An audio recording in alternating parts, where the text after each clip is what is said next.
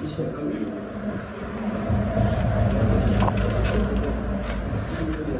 আলাইকুম, নতুন একটা ভিডিওতে সবাইকে স্বাগতম।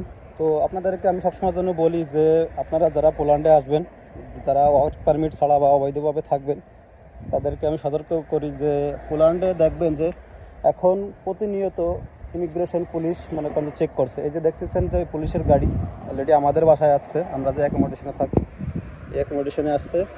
এটা হচ্ছে আমাদের অ্যাকোমোডেশন। আপনারা যারা আমার ভিডিও দেখছেন আগে দেখছেন যে আমার অ্যাকোমোডেশন এটা, এই অ্যাকোমোডেশনে মনে করেন যে চেক করতে আসছে, আমাদের রুমে চেক করছে এবং এখন উপরে গেছে। উপরে তারা আসলে ইউক্রেনটা থাকে, ইউক্রেনদের চেক করবে। ইউক্রেনদের চেক করার পরে এরপরে আসলে যদি অবৈধ পায় তারপরে ডিপোর্ট করে দেবে। অবশ্যই অবৈধ পাবে, কারণ কি তারা আসলে মানে অনলাইনে সব কিছু দেখতে পারে। এই জন্য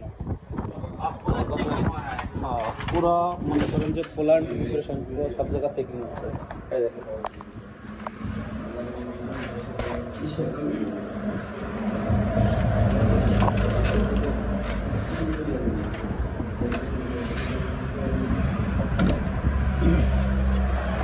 দেখেন যে ওই জায়গায় ইমিগ্রেশন পুলিশের জায়গা রয়েছে।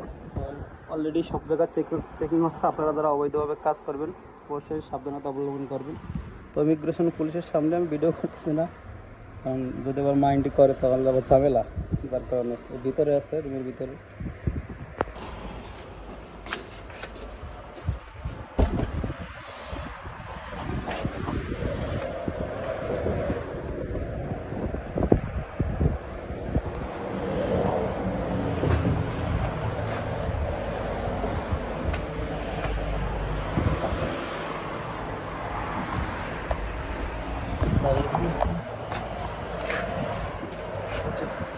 তো এখানে উপরে নিচে সব জায়গায় চেক করছে। চেক করার পরে যাদেরকে খুঁজতে আসলো তারা এই মুহূর্তে বাসায় নেই, তারা হয়তো বা কাজে আছে, যার কারণে তাদেরকে পায়নি।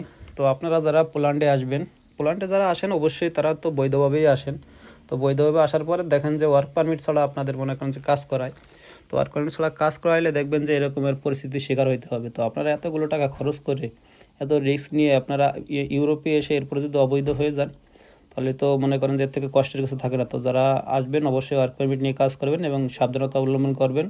পোল্যান্ডের মানে যে রুলস রেগুলেশন আছে সেগুলো মেনে চলবেন। সবাই ভালো থাকবেন, আমার জন্য দোয়া করবেন। আল্লাহ হাফেজ।